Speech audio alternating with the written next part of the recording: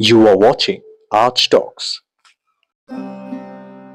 সঙ্গীত প্রতিযোগিতার পুরস্কার বিতরণীর মঞ্চে এক তরুণীর মাথায় হাত রেখে সেই সুরের জাদুকর সেদিন বলেছিলেন, জীবনে চলার পথে যাই আসুক গানকে সাথে রেখো। তারপর থেকে কেটে গেছে কত না সুরেরা বসন্ত। সেদিনের সেই সদ্য মাস্টার শেষ করা তরুণী দীপশ্রী হয়ে উঠেছে সঙ্গীত ভারতী দীপশ্রী। নামের আগে বসেছে ডক্টর। কিন্তু এতদিন পরেও সেদিনের সেই কথাগুলো আজও বেজে যায় দীপশ্রীর কানে। আর হবে নাই বা কেন? কথাগুলো যে কিংবদন্তি ফি বালসারার। টাইপরাইটারের খটাখট শব্দেও যিনি করতে পারতেন গানের সঙ্গে সুর তালের সঙ্গত। আর এবার সেই ভি বালসারারই নামাঙ্কিত পুরস্কার পেলেন দীপশ্রী।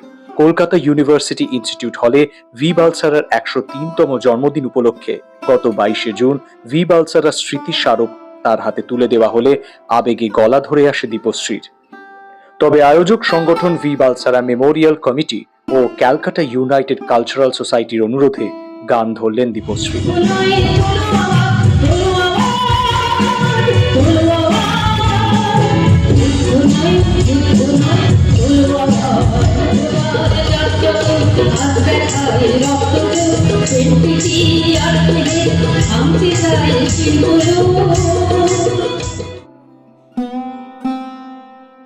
পণ্ডিত অজয় চক্রবর্তী স্নেহধন্যা দীপশ্রী তাঁর সঙ্গীত জীবনের দীর্ঘ সময় সান্নিধ্য লাভ করেছেন প্রখ্যাত গীতিকার সুরকার তাপস রায়ের।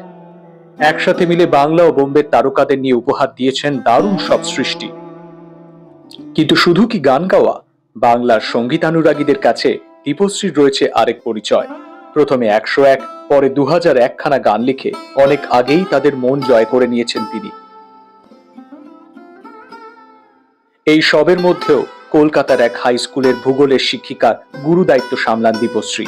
আর সুযোগ পেলেই চলে যান কখনো বিশেষ চাহিদা সম্পন্ন কিংবা এইডস আক্রান্ত মানুষদের পাশে দাঁড়াতে। আবার সময় পেলেই লেখেন কবিতা। থিয়েটারের দুনিয়ায় কান পাতলেও শোনা যায় তার অভিনয় দিয়ে মঞ্চ মাতানোর কথা। তার এই বহুমুখী প্রতিভা তাকে এনে দিয়েছে দেশ বিদেশে শ্রেষ্ঠ সব স্বীকৃতি। যেসব পুরস্কারের সংগ্রহশালা তৈরি করেছেন একটি ঘর, নাম দিয়েছেন গানের ভুবন। আর তার নিজের ভুবন, সেকেন্ডারি স্কুলের এক সন্তান, প্রিয় পোষ্য, এক ঝাঁক মানুষ আর গান, এরাই আমার ভুবন জুড়ে আছে।